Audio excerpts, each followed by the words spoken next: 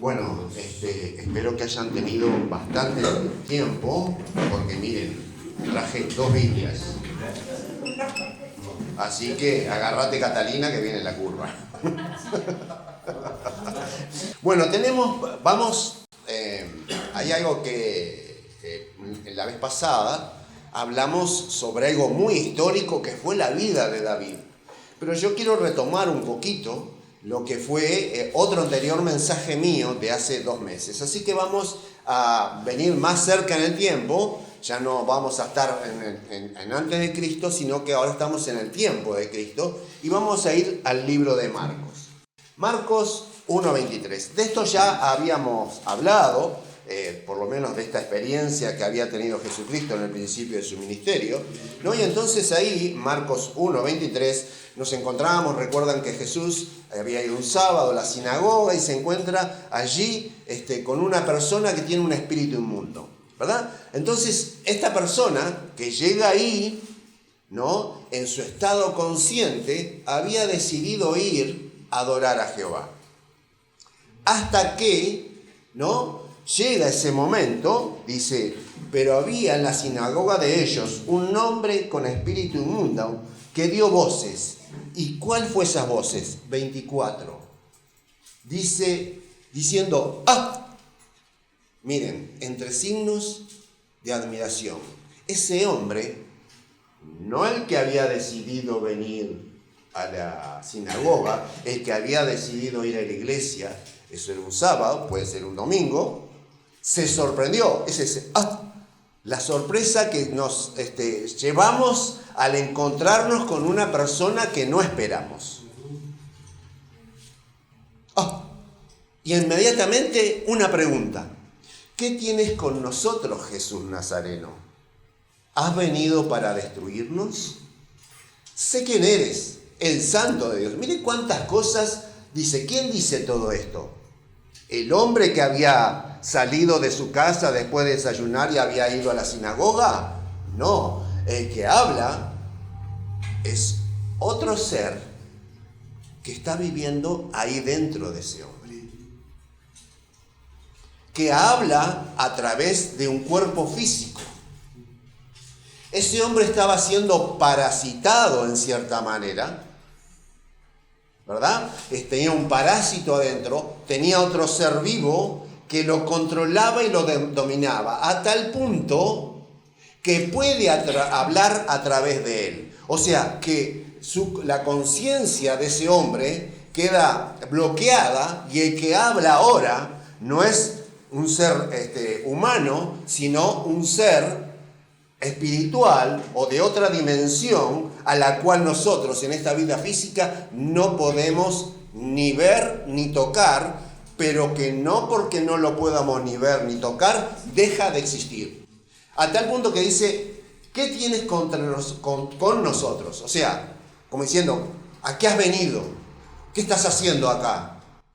¿Has venido para destruirnos? Miren qué detalle importante. El demonio sabe que su fin es la destrucción. Sabe que su fin está condenado a desaparecer de la creación de Dios. Pero no sabe cuándo. Sabe su fin, pero no sabe cuándo será el fin. ¿Ha venido para destruirnos?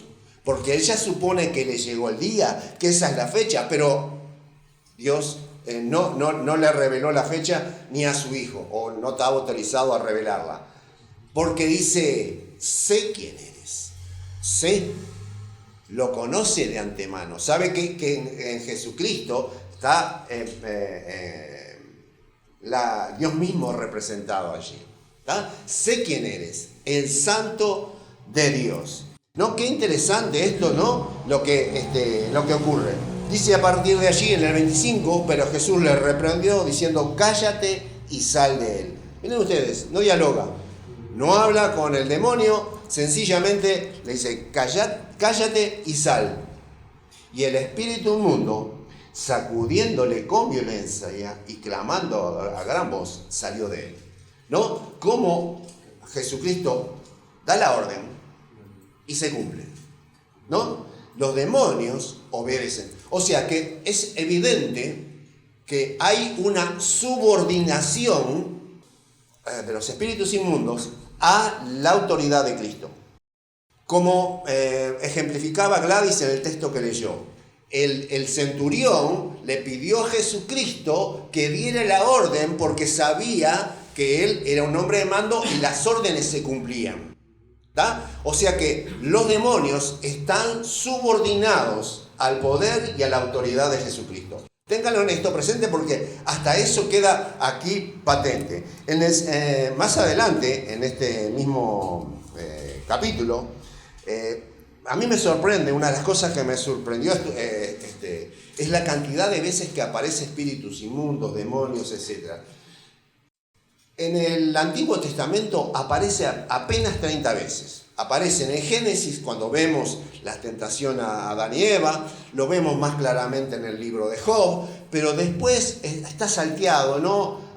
Hay que buscarlo específicamente. Como les digo, apenas 30 veces aparece en 39 libros, prácticamente una vez por libro, y hay en libros que ni siquiera aparece la mención de Satanás. Pero acá en el Nuevo Testamento es reiterativa, y especialmente en cada uno de los evangelios. En 1.34 dice, después de haber sanado a la suegra de Pedro, dice allí, y sanó a muchos que estaban enfermos de diversas enfermedades, y echó fuera muchos. No fue uno, ni dos, ni tres, fueron muchos. O sea, una cantidad de tal manera que Marcos, que está escribiendo el relato de Pedro, pone que eran muchos. O sea, que quiere decir que se sorprendieron hasta los que fueron después sus apóstoles de que fuera tal cantidad de demonios. En el 39 de este mismo capítulo dice, y predicaba en las sinagogas de ellos en toda Galilea y echaba fuera los demonios, ¿no? O sea, quiere decir que demonios había por todos lados, en las sinagogas, en las ciudades, donde fuera había demonios. Después, antes de llegar al pasaje principal, tenemos en Marcos 3, 11. Dice, y los espíritus inmundos, al verle, se postraban delante de él. ¿Se dan cuenta? Tenían estos espíritus inmundos, estos dominios, tal dominio sobre las personas, que las personas se arrodillaban, se postraban, ponían su cabeza en tierra delante de Jesucristo. ¿Tá? Porque si fuera una persona que iba a curiosear, iba a mirar, iba a ver qué estaba pasando, iba tipo Saqueo, que se subió a un árbol, quería curiosear, quería ver qué estaba pasando ahí, ¿no? De chusma nomás, pero no, en este caso no, porque dice que iban y se postraban delante de él y daban voces diciendo, tú eres el Hijo de Dios. Mas él les reprendía mucho para que no lo descubriesen. ¿Tá? No es que Jesucristo no tuviera interés en que se supiera quién es, sino que no quería que por esta revelación de los demonios a la mayoría de la gente fueran a agarrar un camino equivocado y lo quisieran entronizar y llevarlo como rey, como prácticamente pretendieron el domingo de la entrada triunfal a Jerusalén. No, Jesucristo quería cumplir el camino que tenía fijado. Y así es que llegamos ahora a Marcos capítulo 5. Pero no puedo entrar en Marcos capítulo 5 sin mencionar una de las últimas prédicas de hace 2 meses. Hablamos de una tormenta. Y de una tormenta que puso en jaque a sus discípulos. De una tormenta que había puesto en desesperación, en desasosiego. Mientras Jesucristo dormía en la popa del barco, los discípulos todos mojados y empapados, luchando con la tormenta para que cuando lo despiertan, Jesucristo se para, le dice, calla, enmudece y cesó la tormenta. En 10 segundos se calmó todo. Pero no era una tormenta mandada por Dios, pero sí era una tormenta permitida por Dios. ¿Con qué propósito? Muy interesante cuando no nos dejamos los capítulos, los versículos no pautan nuestra lectura ni el entender el Evangelio. Entonces, recordemos que habían salido de la otra orilla, Jesucristo había estado predicando, se suben a la barca, ¿verdad? Van camino, de repente, en medio de la tormenta, a medianoche surge eso y no entendemos por qué pasó eso, si lo leemos o lo entendemos en forma aislada a lo que sigue. Capítulo 5. Y vinieron al otro lado del mar, a la región de los Gadarenos. O sea, la región se llama Gadara, ¿verdad? Y es la región de los Gadarenos. Y cuando salió de él, de la barca, enseguida puso pie en tierra, y en cuanto puso pie en tierra, vino a su encuentro de los sepulcros un hombre con un espíritu inmundo. Miren dónde estaba este hombre. En un lugar lúgubre, desolado, triste. Vino allí, desde ese lugar, al encuentro de Jesucristo, una persona endemoniada. Dice versículo 3, que tenía su morada en los sepulcros y nadie podía atarle con cadenas. Esto es lo que le faltó decir a Marcos cuando escribió esto por boca de Pedro, fue que se rompía las ropas, que tomaba gran tamaño, que se ponía de color verde y que era Hulk. Así que eso es lo que pasó. Yo no soy Hulk cuando estoy vestido de verde también, ni Roger tampoco. No piensen eso. Pero lo que quiere decir es que rompía las cadenas. Nada lo podía sujetar de la fuerza descomunal que este hombre tenía. No solamente cadenas, sino grillos, que ya no eran cadenas, grillete ya era algo metálico, con lo cual lo querían atar. Y no había sido una vez, sino que había sido eso ya muchas veces, porque dice en el versículo 4, porque muchas veces habían sido atados con grillos y cadenas, mas las cadenas habían sido hechas pedazos por él y desmenuzados los grillos, y nadie lo podía dominar. Era indomable. Bien, dice en el 5, dice... y siempre, de día y de noche, andaba dando voces en los montes, en los sepulcros, e hiriéndose con piedras. Noten ustedes que este hombre era incansable, andaba para arriba, para abajo, en los montes, en los sepulcros, en todos lados, gritando, e hiriéndose. Y yo dije, ¿y por qué la palabra me refiere que se hiere? No es algo común, ni es algo usual que la palabra me mencione de personas que se hieren. Y estuve investigando, y una persona que se hiere sufre un trastorno emocional y conductual en el cual es la única manera que tiene de expresar un dolor interno. La manera de hacer callar ese dolor interno es cortándose. Generalmente, hoy en día, siguen habiendo personas que se autolesionan. Se autolesionan generalmente en las muñecas, en los brazos, cosa que puedan ocultar con mangas de camisa, en pantalones. A veces personas que tienen sobrepeso se hieren en el abdomen. O sea, sigue existiendo esa particularidad. Ahora, esa particularidad de la autolesión se ha generado por una herida emocional, por una ira reprimida, por situaciones de estrés.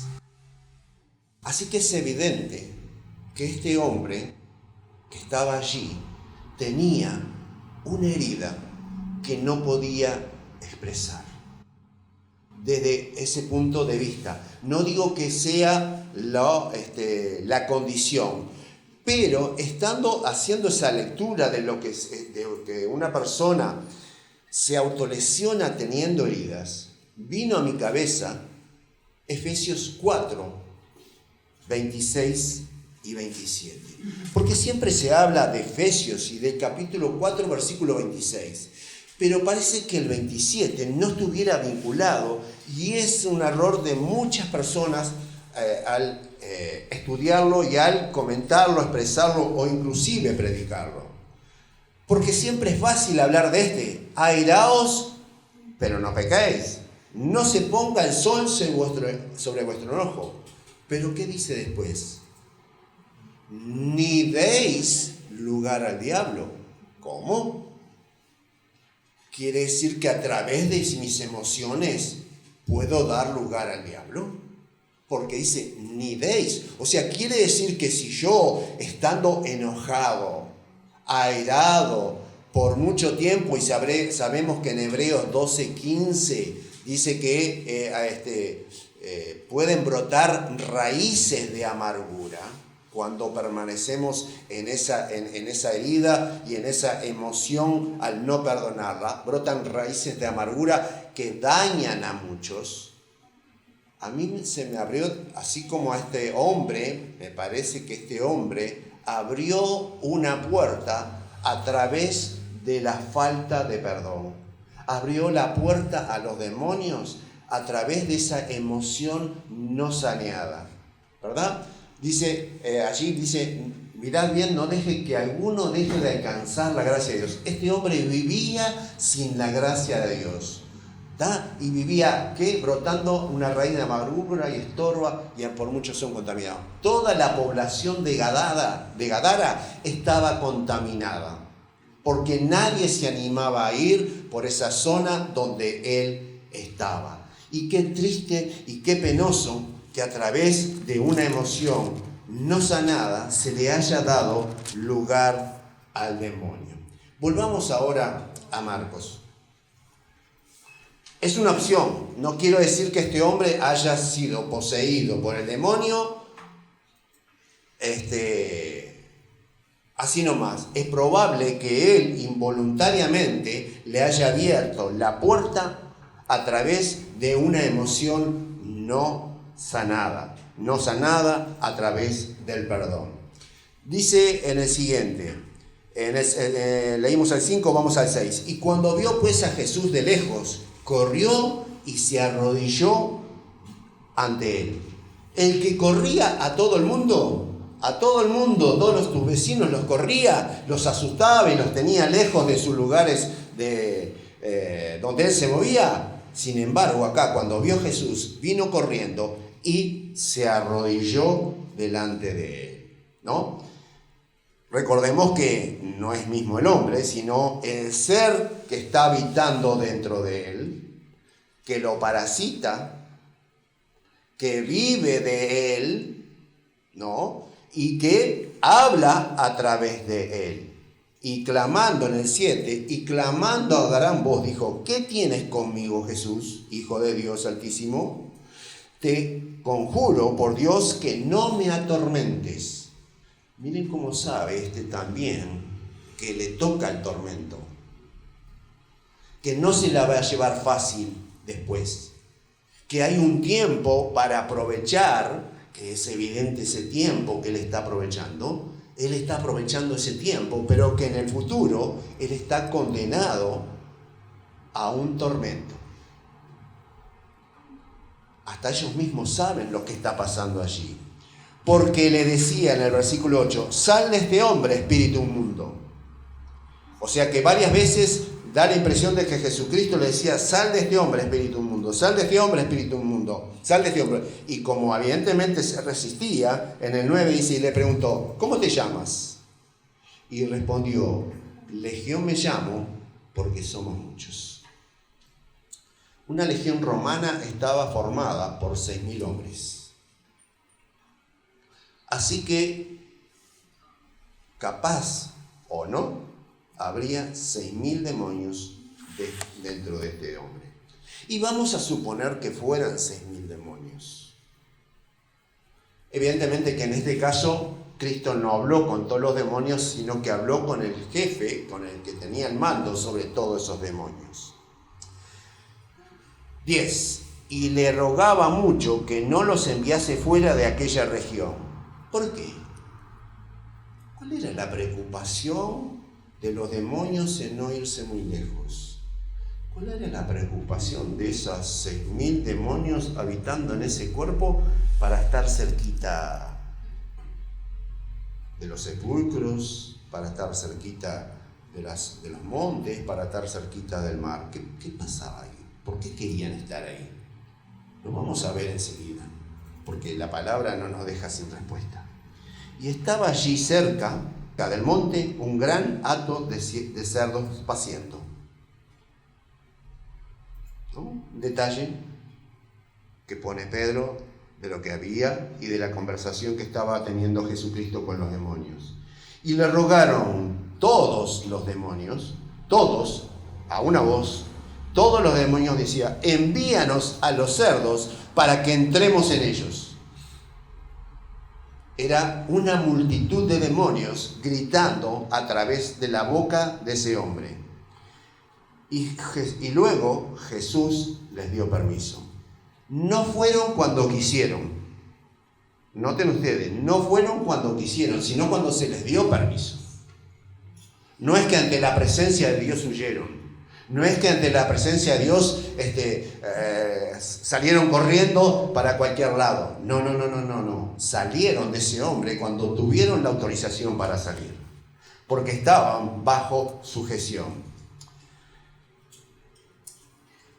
Como se diría en otros tiempos, se encontraban atados. Dice, en el 13, y luego Jesús le dio permiso, y saliendo aquellos espíritus inmundos, entraron en los cerdos, los cuales eran como 2.000, y el hato se precipitó en el mar por un despeñadero, y en el mar se ahogaron. ¿Se dan cuenta? Los 6.000 demonios agarraron a esos 2.000 cerdos y aquello fue una locura. Uno corría para un lado, otro corría para el otro, pero se chocaban, se lastimaban, se revolcaban en el choque, pero en definitiva todos corrieron, terminaron en un despeñadero y murieron ahogados en el mar de Galilea. Y los que apacentaban los cerdos huyeron. Imaginen, ver 2.000 cerdos enloquecidos que corrían para un lado, para el otro, que podían lastimarlos inclusive a ellos, porque eran animales sin control, ¿verdad? Huyeron. ¿Y qué hicieron cuando huyeron? Y dieron aviso en la ciudad y en los campos y salieron a ver qué era aquello que había sucedido. Aquella noticia se convirtió en algo viral. Llegó enseguida y enseguida la gente quiso venir a saber qué había pasado.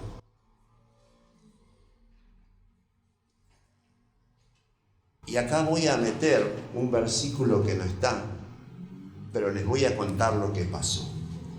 Cuando viene esa gente, los dueños de los cerdos, sus vecinos, sus familiares, ven el monte desolado.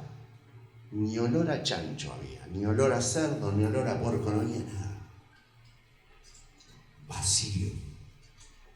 Solamente el ruido de los árboles y de las hojas que estaban movidos por el viento. Van al acantilado y 2.000 cerdos flotando en el agua, amacados por las olas, chocando los cuerpos inertes entre ellos. La curiosidad se transformó en desazón. El interés en desaliento. ¿Por qué? ¿Qué vieron ellos? El esfuerzo de todo un año, o quizás más, flotando en el agua. Todos sus ingresos de ese mes, de los siguientes, y quizás por mucho tiempo, estaban en un sub y baja que acompañaba el ondear de las olas. Y no había manera de recuperar nada. No había. había manera.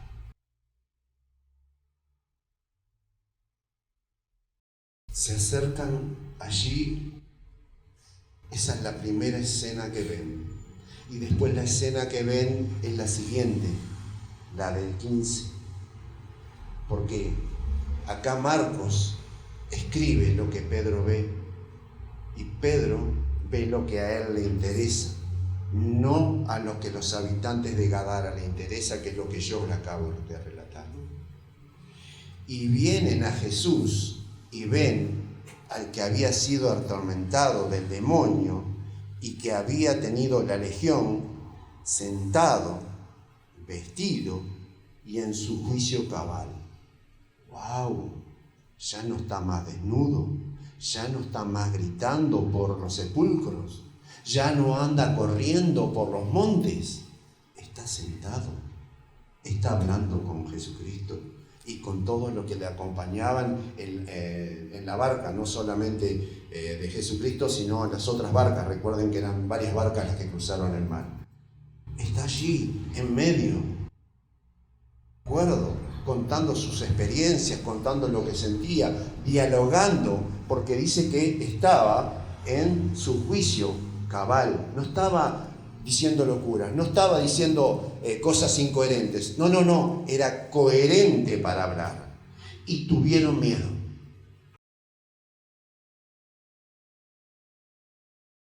Y claro, los cerdos flotando por un lado, el loco que no es más loco por otro, ¿y qué hacen? A ver qué pasó acá, porque los que se fueron corriendo y estaban cuidando a los cerdos, les llegaron con cuentos y como todo aquel que está asustado y sorprendido, cuenta fragmentos. Siempre hay que decirle, bueno, sentate, tranquilízate, vamos a empezar con orden, a ver qué pasó. Y esta gente, propietarios y vecinos, quieren saber el orden de las cosas, saber qué estuvo pasando. Dice en el 16, y le contaron los que lo habían visto, o sea, los cuidadores y los que habían estado en la barca con Jesús, inclusive los discípulos, cómo le había acontecido al que había tenido al demonio y lo de los cerdos. Y comenzaron a rogarle que se fuera de sus contornos. Y miren qué lindo contraste cuando leemos este texto. Los discípulos, en medio de la tormenta, ¿no? ¿Qué hicieron? Fueron a Jesús. Aunque Jesús los rezongó y le dijo, ¿por qué estáis amedrentados? ¿Cómo es que no tenéis fe? Si bien Jesucristo los rezongó, ellos fueron a Jesucristo. Ahora, estas personas le están diciendo, muy lindo lo tuyo, has hecho un gran milagro, pero nos destrozaste la economía. Estas personas están teniendo más interés en su bolsillo que en el hijo de un vecino.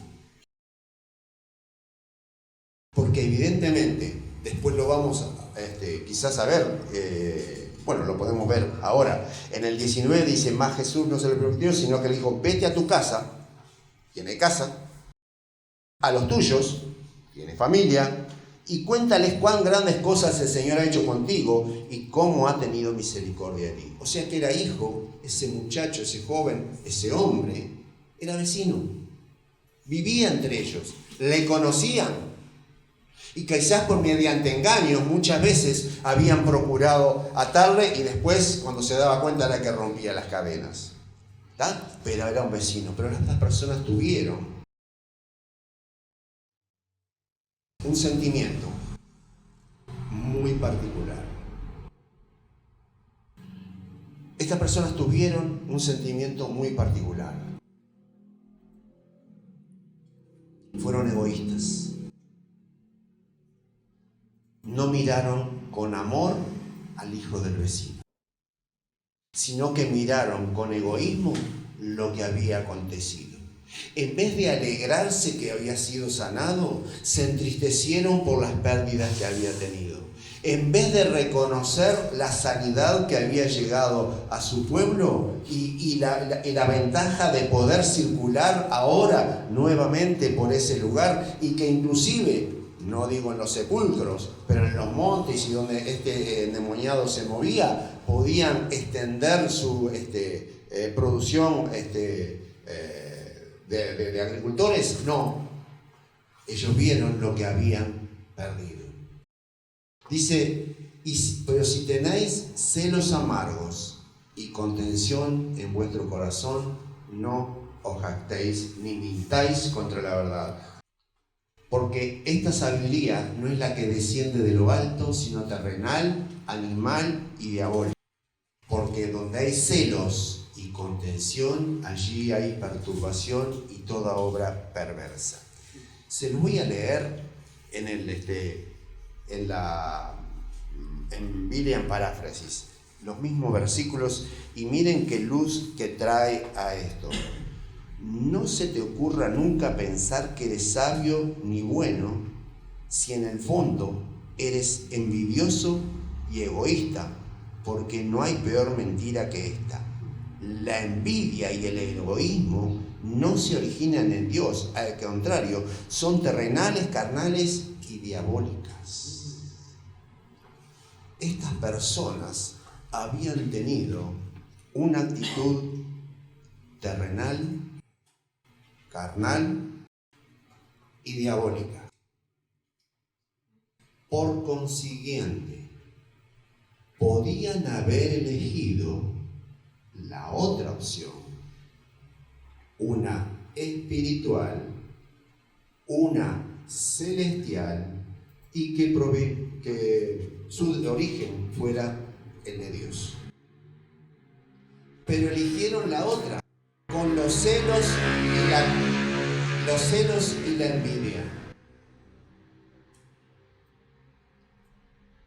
Ahora, acá está la respuesta a por qué los demonios no querían irse lejos. Esos 6.000 demonios que estaban allí dentro de ese hombre ya tenían elegido probablemente a cada uno de los habitantes de Gadara para ocuparlos en el futuro. Porque no quiere decir que estas personas estuvieran endemoniadas. Tuvieron una actitud terrenal, carnal y diabólica. Pero ¿qué estaban haciendo con esas emociones de acuerdo a lo que escribe Pablo en Efesios? Estaban dando lugar, ni deis ocasión al diablo. Las emociones, como siempre, no son ni buenas ni malas, pero sí es malo lo que podamos hacer con ellas. Dice segunda de Pedro, ahí está, 5:8. Sed sobrios y velad, porque vuestro adversario el diablo, como león rugiente, anda alrededor buscando a quien devorar.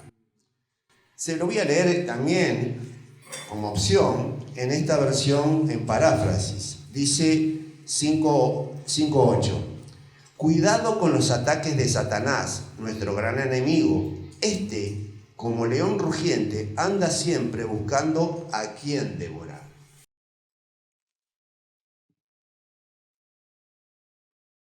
Noten ustedes todo lo que a mí me revela esto.